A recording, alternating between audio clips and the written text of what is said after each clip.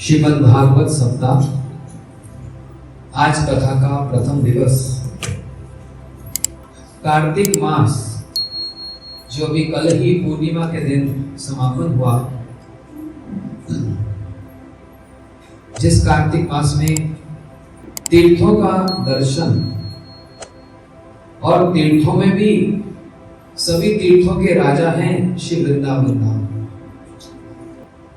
प्रयाग को सारे तीर्थों का राजा बनाया और एक दिन प्रयागराज आकर भगवान से शिकायत कर रहे हैं। बोल रहे, देखो प्रभु, आपने मुझको सारे तीर्थों का राजा बनाया, सब आकर मुझको प्रणाम करते हैं, ये वृंदावन धाम नहीं आया, मैं बड़ा रुष्ट हूं। भगवान हंसकर कहने लगे, प्रयागराज, मैंने तुमको तीर्थों का राजा बनाया, अपने घर का राजा नहीं बनाया। तुम तीर्थों के राजा भले ही हो और मैंने ही तो बनाया, लेकिन अपने घर का राजा थोड़ा ना बनाया। वृंदावन धाम मेरा अपना निज घर है, वहां पर जितने लोग वास करते हैं उनका मेरे साथ संबंध है। बल्कि प्रयागराज, तुमको सारे तीर्थों को लेकर वृंदावन धाम में जाकर वृंदावन की सेवा करनी चाहिए। ये सुनकर प्रयाग बड़े हैरान हो गए और अपने साथ सारे तीर्थों को लाकर वृंदावन धाम में बस गए। यहाँ पर एक एक चरण चलने से, वृंदावन धाम का एक एक चरण चलने से 1000 प्रयाग स्नान का फल प्राप्त होता है। अब जहां पर एक भागवत जी की बात, श्रीमद् भागवत प्रमाण अम्लम यद वैष्णव नाम प्रियम। सारे शास्त्रों का जो निचोड़ निकला, जो सार निकला, वो है श्रीमद् भागवत जी। भागवत जी के रचयिता कौन है? कृष्ण द्वैपायन वेद व्यास जी। भागवत जी को कहने वाले कौन? बोलते शुकदेव गोस्वामी। और श्रवण करने वाले कौन? बोलते परीक्षित जी। तो सिर्फ परीक्षित जी नहीं थे, 88,000 ऋषि बैठे थे। कहां पर? शुक्रताल। यही दिल्ली से आगे हरिद्वार के मार्ग में शुक्रताल स्थान आता है, जहां पर शुकदेव गोस्वामी जी ने श्रीमद् भागवत की कथा को कहा। ये भागवत जी है क्या? थोड़ा सा परिचय, इंट्रोडक्शन। इन भागवत जी में 18,000 श्लोक हैं और इन भागवत जी में 12 स्कंद हैं। 12 स्कंद अर्थात 12 पुस्तकें और 18,000 श्लोक और लगभग 340 अध्याय हैं। ये किसने लिखी? ये किसी ने लिखी नहीं। जिस प्रकार भगवान अनंत और अनादि हैं, अनादि का मतलब वो कब हुए इसका कोई हिसाब नहीं है। बोले क्या हिसाब नहीं है? हम जन्माष्टमी मनाते हैं, 5000 वर्ष पहले गोकुल में जन्म लिया था, तो 5000 वर्ष पहले जन्म लिया था, तो उससे पहले नहीं थे। अगर हम कहेंगे उससे पहले नहीं थे तो ये तो फिर गलत बात हो जाएगी, क्योंकि एक ऐसा मंत्र है जो आप सब लोग ने सुन रखा है, ओम नमो भगवते, फिर बोलो ओम। वासुदेव कौन है? ये मंत्र सतयुग में दिया गया था। नारद जी ने ये मंत्र ध्रुव जी को सतयुग में दिया था। तो फिर हम विचार करें कि कृष्ण का जन्म तो द्वापर में हुआ 5000 साल पहले, और द्वापर से पहले त्रेता, त्रेता से पहले फिर सतयुग। सतयुग में ये मंत्र दिया गया, ओम नमो भगवते वासुदेव। तो उस समय वासुदेव तो जन्म नहीं हुआ था, तो नाम कहां से आ गया? समझ आई बात? इसे ये मत सोचिए कि भगवान का जन्म हुआ फिर जैसे हम लोग शरीर छोड़ देते हैं, भगवान भी शरीर छोड़ देते हैं। नहीं, वो उनके लिए एक शब्द है, अनादि। अनादिर आदिर गोविंद सर्व कारण, वे अनादि हैं। अर्थात कब उनका जन्म हुआ उसका कुछ ठीक नहीं। ऐसे श्रीमद् भागवत जी भी अनादि हैं, हर युग में हैं, लेकिन अभी द्वापर में श्री वेद व्यास जी ने भागवत जी की रचना की। इसमें 12 स्कंद हैं और 12 स्कंद भगवान के एक एक शरीर का एक एक जो अंग है उसका प्रतीक है। जैसे पहला और दूसरा स्कंद भगवान के 2 चरण कमल हैं, तीसरा और चौथा स्कंद ये भगवान की 2 जंघा हैं, पंचम स्कंद भगवान का नाभि, षष्ठ स्कंद भगवान का ये वक्ष स्थल, सप्तम और अष्टम स्कंद भगवान की 2 भुजाएं और नवम स्कंद भगवान का ये गर्दन ग्रीवा और दशम स्कंद है भगवान का सुंदर मुस्कुराता हुआ मुखमंडल। अब कहीं पर भी किसी मंदिर में देख लो, वृंदावन हो या फरीदाबाद हो या दिल्ली हो, भगवान के मुख पर एक मंद मंद मुस्कुराहट है। स्मेर हास्य मुरली मनोहर, ये मंद मंद मुस्कुराहट ये हंसी की एक कला है, क्योंकि भगवान 64 कला संपूर्ण है और उन कलाओं में एक कला है हंसी। इनको असुरों को मारने के लिए ये सुदर्शन चक्र उठाते हैं, सुना ना, चक्र उठाया असुरों को मार दिया। लेकिन वृंदावन में कभी सुदर्शन चक्र नहीं उठाया। सुदर्शन चक्र उठाया वृंदावन से बाहर द्वारका में। वृंदावन में ये अपने भक्तों को सुदर्शन से मारते हैं, समझना बड़े ध्यान से। असुरों को तो हाथ में चक्र, और चक्र का नाम ही क्या है? सुदर्शन। उसके लिए स्तुति भी कही गई, सुदर्शन नमस्तुभ्यं सस अर्क अच्युत प्रिय। श्री अमरीश महाराज जी ने प्रार्थना की, हे सुदर्शन, आपके हजारों अर्घ हैं और आप भगवान के सबसे अत्यंत प्रिय चक्र हो। तो उस चक्र से क्या करते हैं? असुरों को वध करते हैं। लेकिन वृंदावन में तो कभी चक्र नहीं उठाया। वृंदावन में तो उनके हाथ में क्या रहता है? क्या रहता है? वंशी रहती है। लेकिन वृंदावन का इनका जो रूप है ना, वो दर्शन नहीं सुदर्शन है। एक तो चक्र वाला सुदर्शन और एक इनका जो देखना, इनका जो रूप है वो है सुदर्शन। और जो इस सुदर्शन को देखता है ना, कब? जब ये किसी को मंद मंद मुस्कुराते हुए देख ले, वो तो वैसे बेहोश हो जाता है। ये है सुदर्शन। इसलिए कहते हैं वृंदावन के भक्त, इनके रूप को देखकर यदि कोई मूर्छित हो जाए तो ये तो बड़ी स्वाभाविक क्रिया है। लेकिन कोई इनको देखकर यदि मूर्छित नहीं होता, इसका मतलब बड़ा दुर्भागा है। इसका मतलब अभी भगवान का दर्शन किया नहीं, क्योंकि ये दर्शन नहीं, ये सुदर्शन है। मंद मंद मुस्कुराता हुआ मुखमंडल, ये है भागवत जी का दशम स्कंद।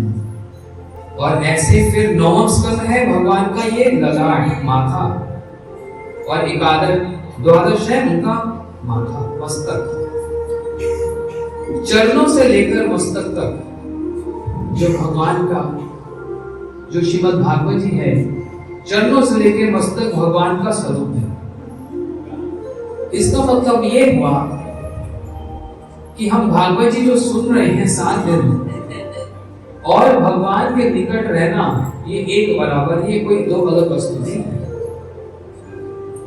भगवान के निकट वास करना का मतलब क्या? भागवत जी के निकट वास करना। समझना बात को। यहाँ पर इस मंदिर में वर्षों से लोग आ रहे होंगे, दर्शन करते होंगे। कभी भगवान जी बोले? चुपचाप रहते हैं, क्योंकि उन्होंने संकल्प ले रखा है, मैं बोलूंगा नहीं। भगवान नहीं बोलेंगे, लेकिन भगवान का जो एक स्वरूप है भागवत जी, वो बोलेंगे। इसलिए भागवत जी सुनने का मतलब साक्षात भगवान की वाणी को सुनना। तेनुमय वांगमय मूर्ति, ये भागवत जी की महिमा। इसलिए वेद व्यास जी ने सारे शास्त्रों की रचना करने के उपरांत तब भागवत जी को लिखा। पहले वेद, फिर पुराण, फिर उपपुराण, फिर उपनिषद, फिर ब्रह्मसूत्र, फिर महाभारत। इतना सब लिखने के बाद भी उनको चैन नहीं आया, मन उदास रहा। इसलिए उन्होंने अपने गुरु नारद जी के कहने पर फिर चिंतन करके इन सारे शास्त्रों का जो निचोड़ है, जो सार है, वो है श्रीमद् भागवत जी, उसकी रचना की। इसलिए समस्त शास्त्रों का सार, सर्व वेदांत सारम श्रीमद् भागवतम विश्यते, सारे शास्त्रों का सार भागवत जी। जैसे वृक्ष का सारा सार होता है उसके फल में,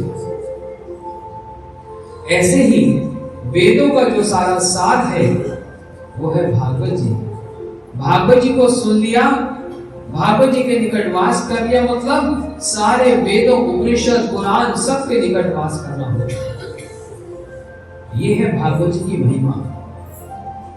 लेकिन 7 दिन ही क्यों? ये किसने आरंभ किया? हाँ, सुखदेव गोस्वामी जी ने 7 दिन 7 रात तक भागवत जी की कथा कही। लेकिन पुराणों में एक महात्म्य आता है भागवत जी। देखो, किसी की महिमा पता लग जाए ना तो उसका फिर आदर हो जाता है। कोई हमारे बीच में बहुत बड़ा व्यक्ति आकर बैठ जाए, हमको बताएंगे तो कहीं भी बैठ जाए, बताएंगे। लेकिन पता लग जाए ये तो भैया यहाँ के बहुत बड़े करोड़पति, अरबोपति हैं, तो हमको तो पता नहीं थी। जब पता लगे तो क्या होगा? अरे आइए आप आगे बैठिए ना, फूल माला भी दे देंगे, हाथ में प्रसाद भी दे देंगे, सब सुविधा। क्यों? महात्म्य पता लग गया। ऐसे ही जब तक हम भागवत जी का महात्म्य नहीं सुनेंगे तब तक फिर उतना आदर सम्मान नहीं होता। इसलिए पुराणों में भागवत जी की महिमा और महात्म्य का वर्णन है। उस महात्म्य को आप बड़े ध्यानपूर्वक श्रवण कीजिए। भक्ति जिसको प्राप्त करना आसान भी है और कठिन भी है। भक्ति जी इतनी आसानी से प्राप्त की जा सकती है। भगवान कहते हैं मैं भक्ति के अधीन हूं, मैं किसी और वस्तु के अधीन नहीं हूं। ना साध्यति मम योगो न संख्य धर्म उद्भवा न योगस तपस त्यागो यथा भक्ति ममोर्जिता। मैं किसी और साधन के द्वारा, योग के द्वारा, दान के द्वारा उतना वशीभूत नहीं होता जितना मैं भक्ति के द्वारा होता हूं। ये भगवान ने बात कही। इन भक्ति जी का जन्म कहाँ हुआ? भक्ति जी का जन्म हुआ दक्षिण भारत में। उसको द्रविड़ देश कहते हैं, दक्षिण भारत, कर्नाटक। ये भक्ति का जन्म स्थान। और ऐसे नीचे से ऊपर आती आती महाराष्ट्र में जो भक्ति जी पहुंची तो युवती हो गई, और जैसे गुजरात प्रदेश में पहुंची तो भक्ति महारानी वृद्ध हो गई, क्योंकि वहां कोई इसको पूछने वाला नहीं। लेकिन भक्ति जी जैसे ही गुजरात से वृंदावन की ओर प्रवेश की तो वृंदावन का संग ही ऐसा है, वृंदावन का संग प्राप्त करते ही भक्ति जी फिर से युवती हो गई। इसने कहा धन्य वृंदावन तेना यत्र भक्ति नितैति चा। ये वृंदावन धाम धन्य है जहां पर भक्ति नाचती रहती है, नृत्य करती है। इसलिए देखो वृंदावन में जाओ तो कोई वहां चुप रहता है? चारों ओर आपको क्या सुनाई पड़ेगा? मंदिर की घंटियों की आवाज, कीर्तन की आवाज, राधे राधे का कीर्तन, भागवत जी की कथा, ये सब चारों ओर। भक्तों का दर्शन, संतों का दर्शन, मंदिरों का दर्शन, जमुना जी का दर्शन। और यदि सौभाग्य अधिक हो तो वो दर्शन क्या सुदर्शन प्राप्त हो जाए। कहा गया अद्यापि से लीला करे युगल राय, कौन कौन भाग्यवान देखी बार पाए। आज भी राधा कृष्ण वहां पर अपनी लीला को करते हैं। जिसका परम सौभाग्य है वो लीला का दर्शन करता है। यही वृंदावन धाम में भक्ति जी युवती हो गई। भक्ति के दो पुत्र हैं, एक है ज्ञान और एक है वैराग्य। जहां भक्ति होगी उनके दो पुत्र ज्ञान वैराग्य भी उनके साथ रहते हैं। लेकिन भक्ति ज्ञान और वैराग्य के अधीन नहीं है, जबकि ज्ञान और वैराग्य ये भक्ति के अधीन है। संसार में देखा जाता है कि माता तो वृद्ध होती है और उनकी संतान युवक होते हैं, लेकिन यहाँ पर वृंदावन में क्या देखा जा रहा है कि भक्ति जी ये तो युवती हैं, इनके दो बालक एक ज्ञान और एक वैराग्य ये वृद्ध हो गए और मूर्छित होकर गिर पड़े, बेहोश पड़े। क्योंकि वृंदावन में ना तो कोई ज्ञानी है और ना कोई वैरागी है। क्या मतलब इसका? अब ध्यान से सुनिए। ज्ञान तीन प्रकार का होता है। एक ज्ञान तो तम पदार्थ, दूसरा तम पदार्थ और तीसरा जीव ब्रह्म के ज्ञान। एक ज्ञान तो ये कि हम कौन हैं। हम कहेंगे मेरा नाम फलाना फलाना, क्या ये हमारा वास्तविक हमारा ये स्वरूप है? जितने साल हम जीवित रहेंगे हम गुप्ता जी, अग्रवाल जी, शर्मा जी रहेंगे, और जब चले जाएंगे तो फिर जरूरी है गुप्ता जी, अग्रवाल, शर्मा रहेंगे? ये समझने वाली बात। हम हैं आत्मा, जीवात्मा। हमको पुरुष का, स्त्री का शरीर तो मिला, लेकिन वास्तव में हम कौन हैं? हम आत्मा हैं। वो आत्मा का परिमाण क्या है, साइज क्या है? तो शास्त्रों में बताया केश आग्र शतभाग असा। एक केश, एक बाल लो, उसका जो आगे वाला हिस्सा, सिर्फ आगे वाला टिप पॉइंट, उसको अगर 10,000 बार काट दिया जाए, सिर्फ आगे वाले हिस्से को, पूरे बाल को नहीं,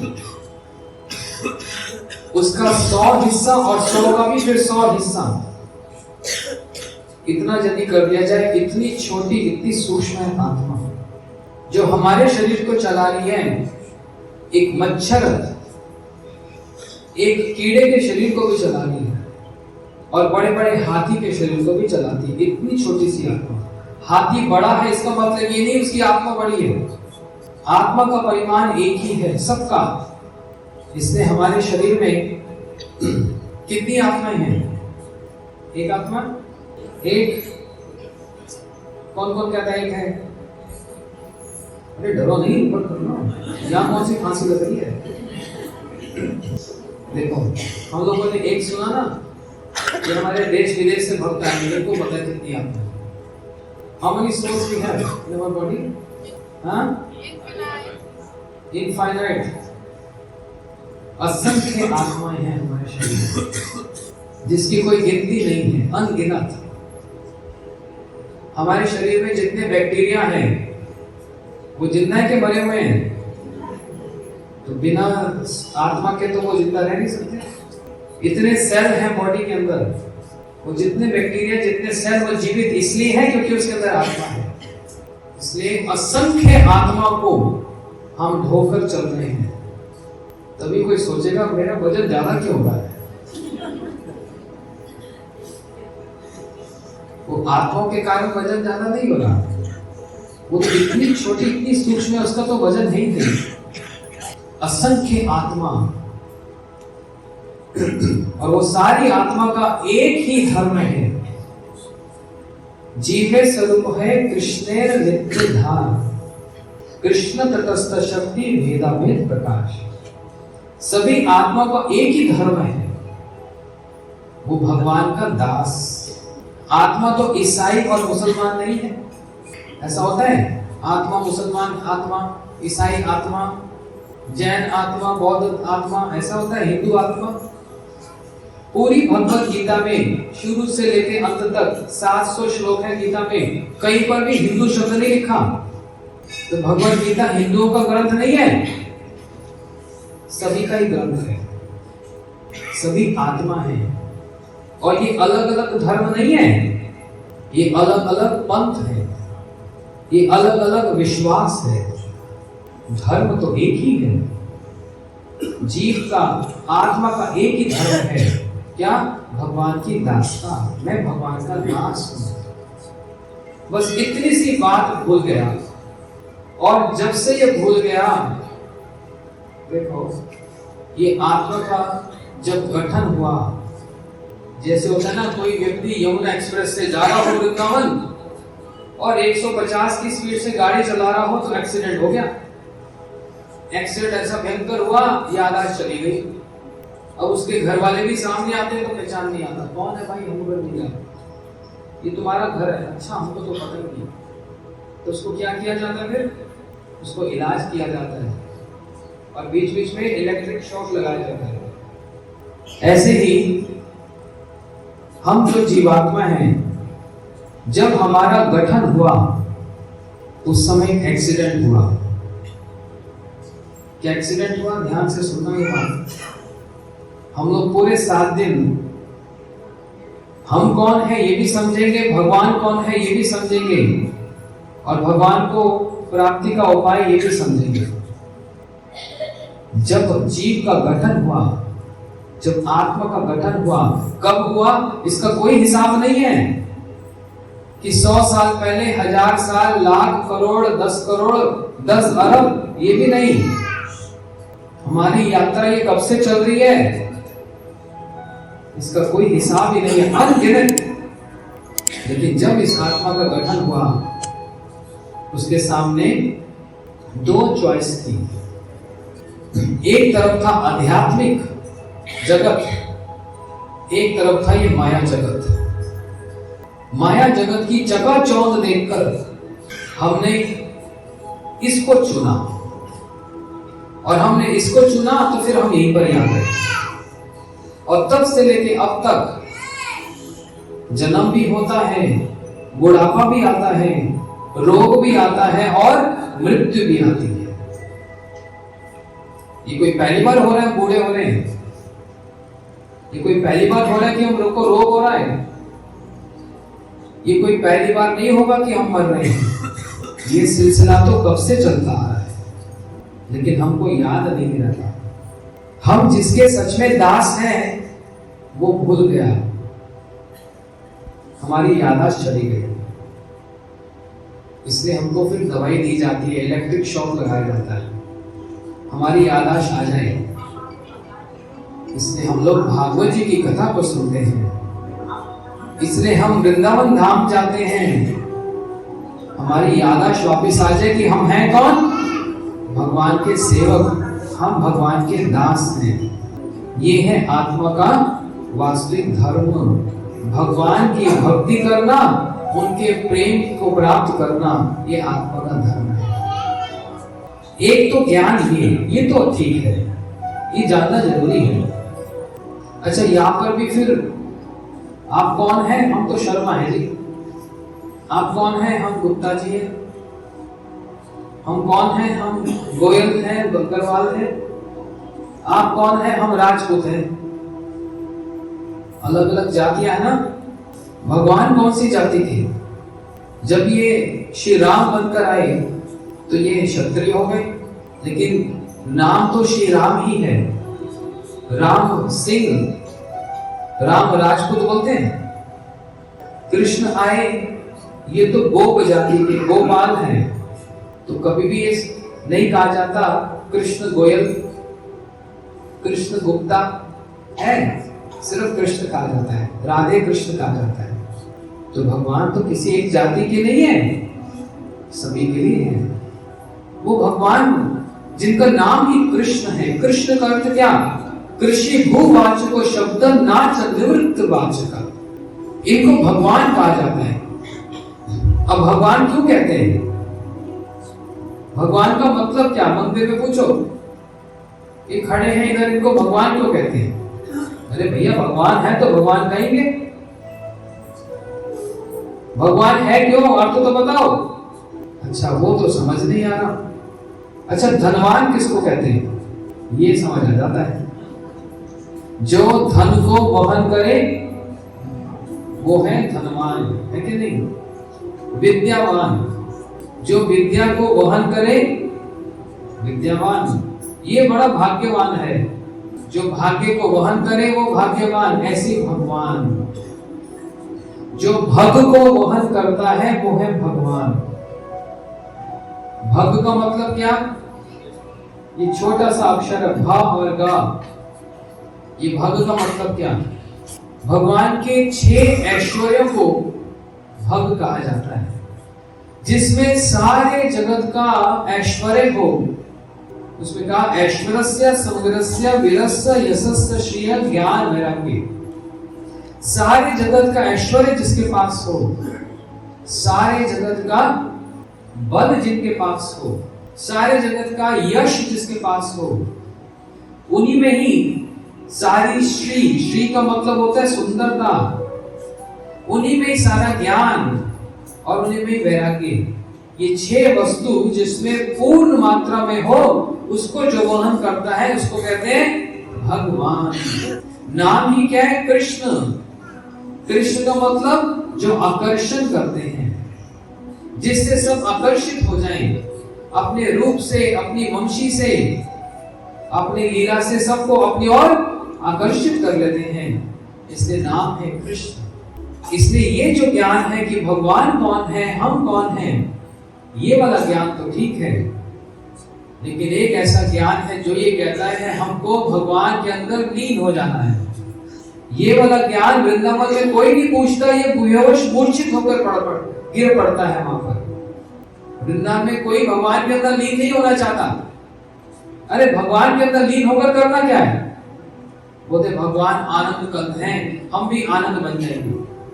आनंद बनना है कि आनंद लेना है, दो अलग बात है।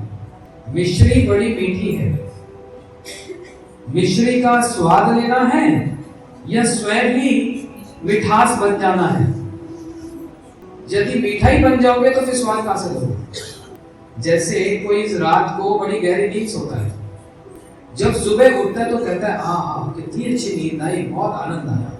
तो इसको कब एहसास हुआ नींद का? जब वो सुबह जागा। जब वो सो रहा था उस समय नींद का स्वाद लिया, उस समय तो एकदम कोमों पे पड़ा है, लेकिन जब जागता है तब स्वाद आता है। उसी प्रकार भगवान के अंदर लीन होकर क्या करना? अब एक छोटा सा उदाहरण सब माताएं समझेंगे। माता गर्भवती होती है और प्रतीक्षा करती है संतान कब जन्म ले, तो माता उतावली हो जाती है, अरे जल्दी जन्म लेना, जल्दी जन्म ले। लेकिन जल्दी होने से तो होगा नहीं, समय पर होगा, 9-10 महीने लगेंगे। अब वो बालक माता के पेट में है, माता के मन में इच्छा होती है जल्दी से जन्म ले, तेरे को मैं स्नान कराऊंगी, तेरे कपड़े को बदलूंगी, तेरे को खिलाऊंगी पिलाऊंगी, तेरे साथ खेलूंगी, कितना लाड लगाऊंगी, है ना, पलने में खिलाऊंगी, तेरे से लोरी सुनाऊंगी। आनंद आता है ना, उसमें सुख मिलता है ना। बच्चा मलमूत्र भी त्यागता है तो माता को दुख होता है, उसको कितना आनंद लगता है ना, उसको साफ करने में कितना सुख आनंद मिलता है। तो वो बच्चा जब बाहर आता है तभी तो सुख मिलता है। अगर वो बच्चा सोचे माँ मैं तेरे पेट में फिर वापस चला जाता हूँ, क्योंकि तू तो आनंद की है, तेरे अंदर जाकर फिर आनंद बन जाऊंगा, तो उसमें स्वाद है। ऐसे ही ये जो ज्ञान, ये ज्ञान कहता है कि हमको भगवान के अंदर लीन हो जाना है। इस ज्ञान को वृंदावन में कोई नहीं पूछता, ये ज्ञान वृंदावन की भूमि में मूर्छित होकर गिर पड़ता है। इसलिए वृंदावन में कोई ऐसा वाला ज्ञानी नहीं है। वहां भगवान कौन है, उनके नाम का क्या अर्थ है, वो बड़ी सुंदर सुंदर लीला को करते हैं, रास लीला को करते हैं, माखन चोरी लीला करते हैं, ये सब लीला करते हैं। ये जानना तो आनंद लगता है। ये वाला ज्ञान तो वृंदावन में नाचता है, हम कौन हैं, हम भगवान के दास हैं, ये वाला ज्ञान तो नाचता है। लेकिन वो ज्ञान जो ये कहता है कि हमको भगवान के अंदर लीन होना है, ये बेहोश होकर पड़ जाता है। इसलिए वृंदावन में कोई इस ज्ञान को पूछता नहीं, कोई आदर नहीं करता। दूसरी बात है वैराग्य। मैं सारा दिन कुछ नहीं खाऊंगा, मैं मौन व्रत धारण करूंगा, ये वैराग्य कोई वैराग्य नहीं है। जो जानबूझकर किया जाए वो वैराग्य नहीं है, जो स्वाभाविक हो जाए वो वैराग्य है। अगर मैंने व्रत लिया, मैं सारा दिन कुछ नहीं खाऊंगा, कुछ नहीं पीऊंगा, निर्जला करूंगा, अब मैं अपने उस साधन को, उस व्रत को बनाने के लिए मैं दिन में थोड़ा सा तड़प ही रहा हूं। जैसे जैसे दोपहर बीतती है, शाम होती है, हाय कब बीतेगी रात, सुबह होने तो दो, बस कचौड़ी लड्डू रसगुल्ला सब खा लूंगा, इंतजार होती है सुबह कब होगा। एक बार एक भक्त था, उसने निर्जला व्रत कर लिया एकादशी का। वो भी कहा था, जगन्नाथपुरी में। जगन्नाथपुरी गए, समुद्र है ना वहां पर, निर्जला व्रत किया हुआ। किसी भक्तों ने कहा चलो भैया समुद्र की पूजा कराएं, सारे तीर्थ इसी में मिलते। अब ये समुद्र के तट पर खड़ा, लगभग 4-5 बजे का समय था शाम का, निर्जला व्रत किया हुआ। कहता है मन कर रहा है सारा समुद्र पी जाऊं, इतना उतावला हो रहा है, मतलब अपने आप को जबरदस्ती रोके रखा है। इसको वैराग्य नहीं बोलते। वैराग्य का अर्थ है विशिष्ट रूपेण राग। विशेष रूप से राग का मतलब होता है आसक्ति। भगवान में इतनी आसक्ति हो गई है, उनके नाम में इतनी आसक्ति हो गई है कि वो नाम करते करते, भगवान को याद करते करते होश ही नहीं है खाने पीने की। इसको कहते हैं वैराग्य। आप लोग गोवर्धन की परिक्रमा करते हैं? कौन कौन करता है? सारे भक्त हैं। गोवर्धन की परिक्रमा में फिर आता है राधा कुंड, आता है ना? कौन कौन करता है राधा कुंड की परिक्रमा? मैं तो दोनों हाथ ऊपर कर। अब अगली बार जब राधा कुंड परिक्रमा पे जाना, वहां किसी भक्त को रोककर, किसी लोकल व्यक्ति को रोककर पूछना, भैया यहाँ पर वो रघुनाथ दास गोस्वामी जी की समाधि क्या है? क्या नाम बताया? फिर बोलो क्या नाम? हाँ, इतना नाम लेने से पवित्र हो जाता है। इतने बड़े संत हैं जिनको 500 वर्ष पहले चैतन्य महाप्रभु जी ने भेजा कि वृंदावन का सब कुछ लुप्त हो गया, जंगल हो गया, वो सारे लुप्त स्थानों को बाहर निकालो। राधा कुंड, श्याम कुंड जो आज आप देखते हो, इतना बड़ा नहीं था। एक छोटा सा, एक ऐसी खड्डा सा बस, एक कुंड इतना छोटा सा बस। वहां के लोगों को पता भी नहीं था ये राधा कुंड श्याम कुंड है। कहते हैं ये गोरी खेत, ये काली खेत, ये गोरा, ये काला। इन महापुरुष ने वहां पर रहकर बिना कुटिया बनाए, बिना पेड़ की छाया में वहां पर बैठ के दिन रात भजन किया। 22 घंटा नाम करते और एक दिन में 3000 बार भूमि पर गिरकर दंडवत प्रणाम करते।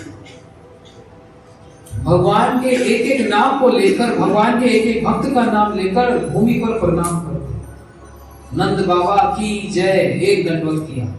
यशोदा मैया की जय, एक दंडवत किया।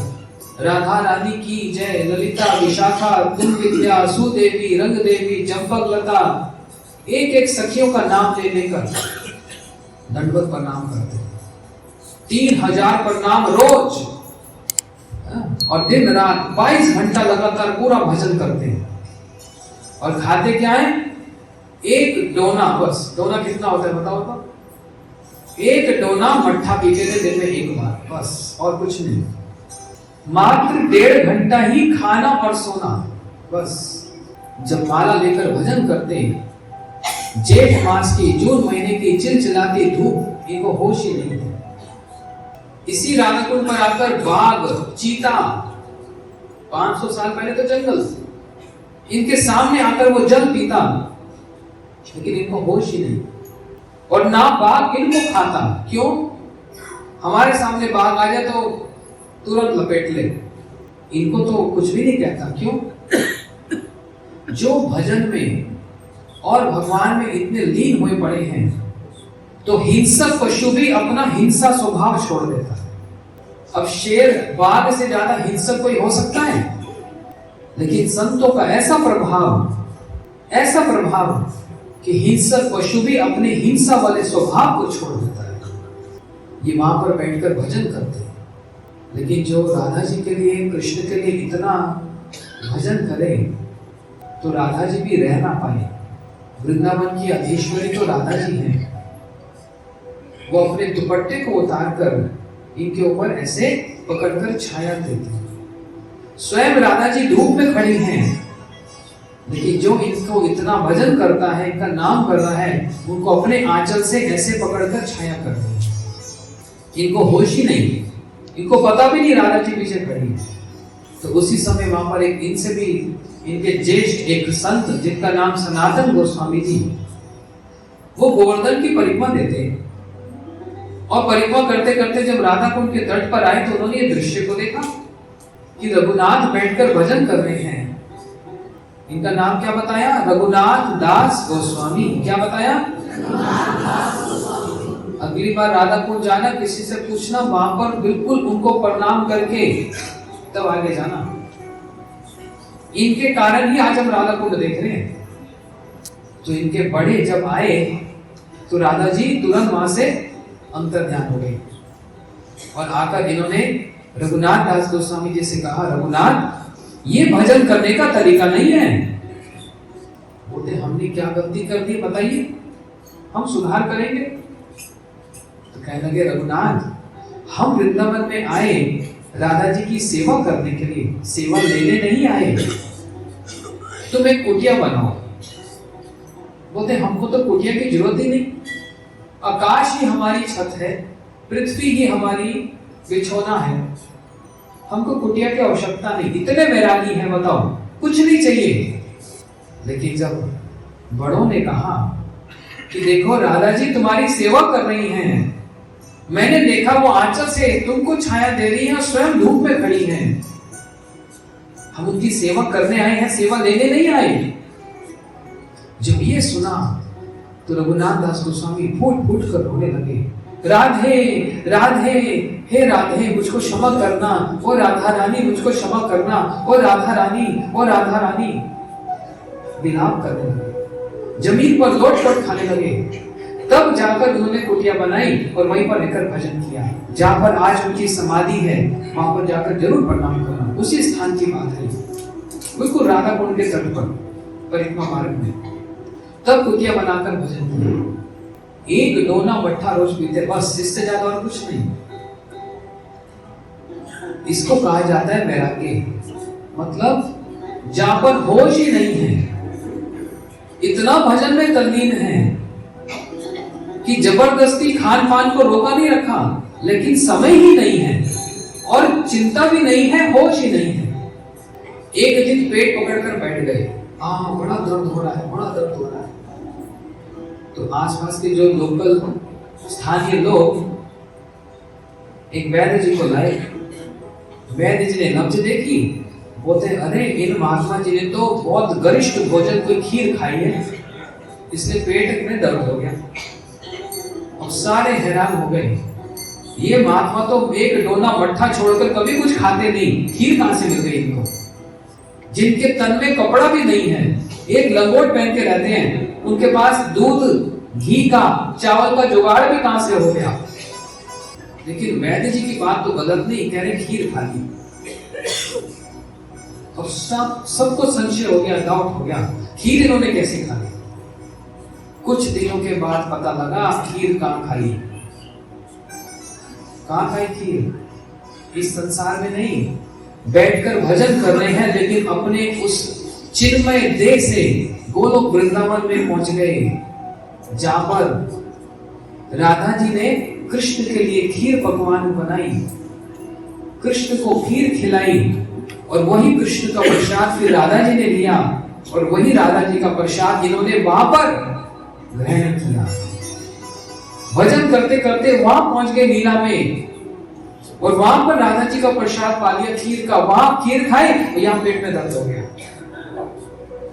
तो सारे ब्रजवासी इनकी महिमा को जाने और इनको दंडवत प्रणाम किए। ये गोवर्धन की परिक्रमा अभी भागवत जी के बीच में हम सुनेंगे कि गोवर्धन जी की परिक्रमा सबसे पहले श्री कृष्ण ने आरंभ की थी। सुनेंगे हम गिरिराज जी की कथा को सुनेंगे। लेकिन गोवर्धन की परिक्रमा आज सारा संसार आके करता है। रोज ही जाओ तो मेला लगा रहता है। और गुरु पुण्य वाले दिन को क्या गोवर्धन परिक्रमा करते हैं? हाँ, उस दिन जाना। उस दिन परिक्रमा करने जाओगे कष्ट होगा नहीं, चलना ही नहीं पड़ेगा। सब लोग घबरा गए कि ऐसी क्या बात बोलने जा रहा। सिर्फ वहां पर जाकर खड़े हो जाना, लोग अपने आप उठा के ले जाएंगे। 60 लाख 70 लाख लोग गुरु पुण्य वाले दिन परिक्रमा करते हैं। इतनी भीड़, उसको बोलते हैं मुंडिया पूर्णिमा। लेकिन किसी को भी खड़ा करके पूछ लो, भैया गोवर्धन की परिक्रमा क्यों दे रहे हो, आज ऐसा क्या है, वो तो ये नहीं पता। सब दे रहे हैं, हम भी दे रहे हैं, तो सब दे रहे हैं, तू चल तो मैं चल, पड़ोसी को भी ले लो। वो तो बहुत लाभ होता है। हुआ क्या था ये नहीं पता, तो उन लोगों को नहीं पता, आपको बता रहा हूं। वृंदावन के ही ऐसे बहुत बड़े संत जिनका नाम हुआ सनातन गोस्वामी। क्या नाम हुआ? क्या नाम? ये रोज गोवर्धन की परिक्रमा देते, इसका नियम था रोज। यहाँ तो बहुत सारे भक्त हैं जो महीने में एक बार जाते हैं। भाई हम तो 10 साल हो गए, हर महीने गोवर्धन की परिक्रमा देते हैं। लेकिन सनातन गोस्वामी जी हर रोज गोवर्धन की परिक्रमा देते थे, हर रोज पूरी गोवर्धन की परिक्रमा। और फिर गाड़ी पकड़कर नहीं आ जाते। 500 साल पुरानी बात बता रहा हूं। वृंदावन से चलते मथुरा, मथुरा से चलते गोवर्धन, और गोवर्धन की परिक्रमा करके थोड़ी भिक्षा लेकर फिर वापस वृंदावन आते पैदल। हमारी तो एक परिक्रमा में ही हालत खराब हो जाती है। जो बेचारा गोवर्धन की परिक्रमा आरंभ करता है ना, चलते चलते चलते चलते यदि पूरी करनी हो बड़ी छोटी वाली, जब राधा कुंड तक पहुंचता है तो उसके बाद तो फिर चला नहीं, फिर नाचने लगता है। उसके पैर ना फिर चलने वाले नहीं होते, फिर ऐसे ऐसे नाचते नाचते पूरा होता है। और फिर 4 दिन तक ढेर पड़ा रहता है एक परिक्रमा देने पर। और जिनकी बात बतला रहा हूं सनातन गोस्वामी जी वृंदावन से पैदल गोवर्धन, और फिर गोवर्धन की पूरी परिक्रमा करके पैदल वृंदावन। जब इनकी वृद्ध अवस्था आ गई, स्वयं श्री कृष्ण खड़े हो गए और कहने लगे, सनातन बस बहुत हो गया, बहुत परिक्रमा कर ली, अब आपको करने की आवश्यकता नहीं है, आप तो परम सिद्ध हो चुके हो। लेकिन सनातन गोस्वामी जी ने कहा, नहीं, ये मेरा नियम है, मैं आपकी प्रसन्नता के लिए परिक्रमा करता हूं, अपने लिए नहीं करता। अपने लिए करना होता तो मैं छोड़ देता। आपके कहने पर भी मैं मानूंगा नहीं, क्योंकि इसमें आपकी प्रसन्नता है। बहुत से लोग अपने अपने कारण गोवर्धन परिक्रमा देने जाते हैं। कोई इसलिए चाहता है चलो थोड़ा वजन कम हो जाए, थोड़ी वॉक ही हो जाती है 22 किलोमीटर की। कोई इसलिए चाहता है कि मेरी थोड़ी बीमारी है, कम हो जाए। कोई इसलिए चाहता है मेरा काम ठीक हो जाए। अपनी अपनी भाव मन्नतें लेकर जाते हैं। एक आधा कोई बिरला जाता है ये भाव लेकर, भगवान आपकी प्रसन्नता के लिए जाता है। क्योंकि गोवर्धन जी की जो परिक्रमा करता है वो भगवान का बड़ा प्रिय बन जाता है। इस उद्देश्य से जाओगे तो सारे काम सिद्ध हैं, क्योंकि इस उद्देश्य में भगवान सेंटर है। आपकी प्रसन्नता के लिए जा रहा हूं, अपने लिए नहीं जा रहा, आपकी खुशी के लिए जा रहा हूं। ये ऐसे मानकर देखो तो फिर देखो कमाल क्या होता है, चमत्कार। हम छोटी छोटी चीज के लिए जाते हैं, वो देकर छुट्टी चल जाते। देखा गोवर्धन में वो बच्चे पीछे पड़ जाते, 1 रुपया दे दे, 1 रुपया दे दे, बात भी नहीं करने देते, माला भी नहीं करने देते, तो क्या करते हैं, ले 1 रुपया जान छोड़ दे। ऐसे हम भी चले जाते हैं ना, वो भी कहते हैं दे और जान दफा हो, मेरी जान छोड़। लेकिन अगर उद्देश्य है भगवान आपकी प्रसन्नता के लिए जा रहा हूं, तो जान छुड़ाएंगे नहीं, उनकी जान पकड़ कर लेके आएंगे साथ, और वो आपके साथ साथ सब समय आपके साथ साथ रहेंगे, क्योंकि उनकी प्रसन्नता के लिए जाने जा रहा है। इसलिए भगवान ने निषेध भी कर दिया, सनातन रोज परिक्रमा करने की आवश्यकता नहीं, वृद्ध अवस्था हो गई तो उनके मना करने पर भी परिक्रमा देते। भगवान ने वंशी बजाई, जिस गोवर्धन की शिला पे खड़े थे वो शिला ही पिघल गई। बताओ, एक पत्थर पिघल जाता है? हाँ, गोवर्धन जी की शिला पिघल गई, शिला नहीं पिघली, हृदय पिघल गया। और श्री कृष्ण जिस शिला पर खड़े थे वो पिघली तो उनके चरणों का चिन्ह छप गया। साथ में गैया खड़ी थी, उसका चरण जो खुर है उसका भी चिन्ह छप गया, वंशी का चिन्ह छप गया। और भगवान कहने के सनातन बस इसी गोवर्धन की शिला की 4 परिक्रमा कर लो, पूरी गोवर्धन की परिक्रमा का फल मिलेगा। इतना कहने पर भी उन्होंने परिक्रमा करनी नहीं छोड़ी, पूरी करते। और गुरु पूर्णिमा वाले दिन उन्होंने शरीर को छोड़ा था। इनको सारे ब्रजवासी बड़े बाबा कह के पुकारते, सबके पिता के समान थे, सबके साथ ऐसा संबंध जोड़ रखा था, पिता जैसा, फादर फिगर। गुरु पूर्णिमा वाले दिन जब इन्होंने शरीर छोड़ा तो सारे ब्रजवासियों ने अपने सिर को मुंडवाया।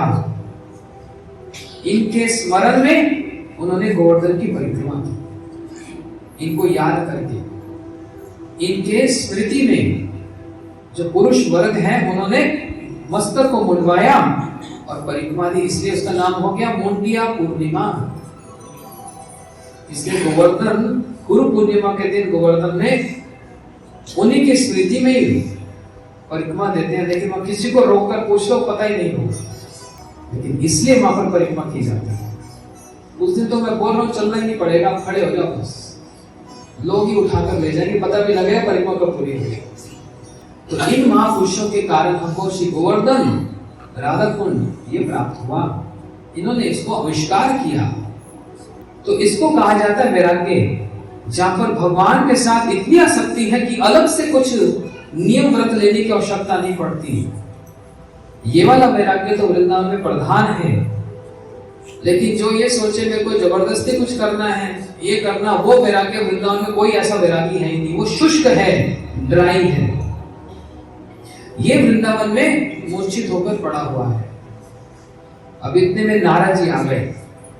नारद जी ने देखा एक युवती रो रही है और 2 बालक नीचे वृद्ध अवस्था में पड़े हैं, गिरे पड़े हैं। नारद जी ने पूछा आप कौन हैं?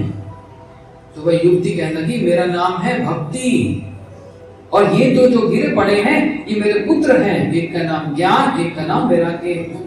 हे नारद जी, आप तो सबको भक्ति देते हो, मेरे कष्ट को दूर करो।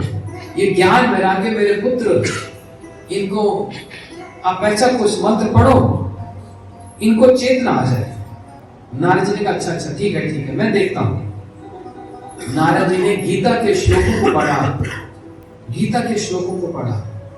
ज्ञान वैराग्य थोड़े से हिले लेकिन होश नहीं आई। नारद जी चिंता में पड़ गए, अब गीता से बढ़कर और कौन सा शास्त्र हो सकता है जिनको भगवान ने अपने मुख से कहा है। एकम शास्त्रम देव के पुत्र गीतम, देव के पुत्र श्री कृष्ण ने जिस शास्त्र को गान किया है वो है गीता। गीता समझते हैं ना सब? किसने गाई गीता? हाँ, राम जी ने, परशुराम जी ने, कृष्ण जी ने। तो गीता का मतलब क्या? जो गीत भगवान ने गाया उसको कहा गया गीता। तो उसको फिर गीत कहना चाहिए, गीता को कहा। भागवत जी में गोपी गीत है, भ्रमर गीत है, जो गोपियों ने गाया इसको गीत कहा। लेकिन जो भगवान ने कहा उसको गीता कह दिया, ता को कर दिया, गीत कहना चाहिए था। ता का मतलब होता है त्राण, जैसे कहते हैं ना परित्रणाय साधुना विनाश च दुष्कृतम। वो गीत जो हमारा त्राण करे, वो गीत जिससे हमारा उद्धार हो, वो है गीता। नारद जी ने गीता के श्लोकों को पढ़ा, ज्ञान वैराग्य थोड़ा सा हिले, होश ही नहीं आया। नारद जी चिंता में पड़ गए, हाय गीता से बढ़कर और क्या हो। तब एक आकाशवाणी हुई, नारद कोई सत्कर्म करो, कोई सत्कर्म करो। नारद जी सोचने लगे और इससे श्रेष्ठ सत्कर्म क्या होगा। तो वो सत्कर्म क्या है उसकी खोज में नारद जी जल्दी जल्दी कहीं चल रहे थे, और मार्ग में उनको ब्रह्मा जी के प्रथम मानस पुत्र सनत सनंदन सनातन सनत, ये जो 4 कुमार हैं, इनका दर्शन हुआ। ये कहने के नारद हम जानते हैं वो सत्कर्म क्या है। बोलते बताइए वो सत्कर्म क्या है। बोलते भागवत कथा, 7 दिवसीय भागवत कथा। आज भागवत सप्ताह कीजिए, इसी से भक्ति के कष्ट को दूर करोगे। मतलब ज्ञान वैराग्य जो उनके बालक मूर्छित पड़े हैं वो चेतना में आएंगे।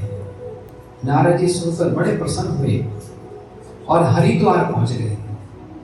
आनंद नामक घाट हरिद्वार में गंगा जी के तट पर नारद जी जैसे भागवत सप्ताह के लिए अभी बस विराजमान ही हुए। अभी भागवत जी कहीं भी नहीं, बस भागवत जी का महात्म्य ही कहा, बस महिमा ही कही, महात्म्य ही कहा बस। सब लोगों ने एक आश्चर्य को देखा। क्या देखा? भक्ति अपने दोनों पुत्र ज्ञान वैराग्य के साथ नाचती नाचती वहां पर चली है। सबको आश्चर्य हो गया, अभी तो भागवत जी आरंभ ही नहीं हुई, ये भक्ति देवी कहां से आई? बोलते भक्ति देवी आई है भागवत जी के श्लोकों से। इसलिए भागवत जी का एक एक श्लोक भक्ति की कथा को कहता है, भक्ति की बात को कहता है। उस श्लोक को यदि कोई पढ़ता है या उसका अर्थ भी समझ लेता है या पढ़ लेता है, उसको भक्ति अवश्य मिलती है। तो भक्ति आई, इसलिए भागवत जी में सर्वत्र क्या है? भक्ति भक्ति है। इसलिए वैष्णव का सबसे प्रिय ग्रंथ क्या है? श्रीमद् भागवत। बोलो भागवत महापुराण की जय।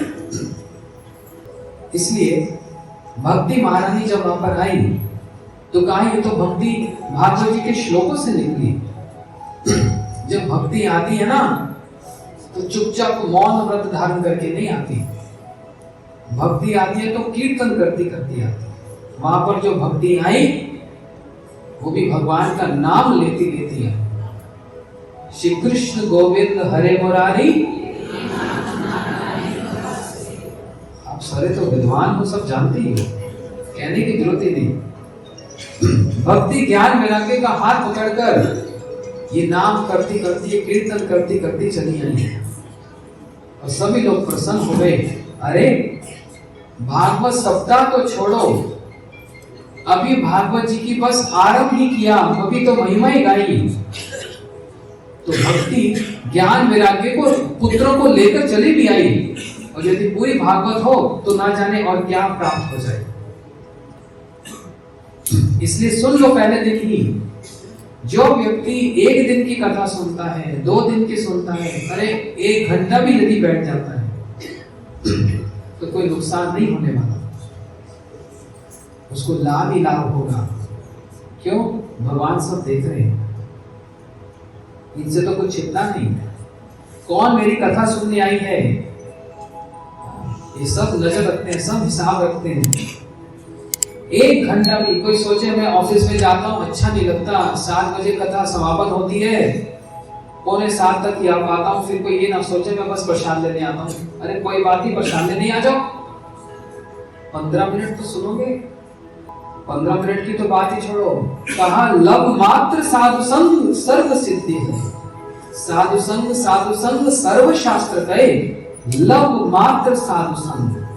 सारे शास्त्रों ने एक बात कही है, एक लब मात्र साधु संग। लब का क्या मतलब होता है? 1 सेकंड का 10वां हिस्सा। 1 सेकंड को कितनी देर लगती है बीतने में?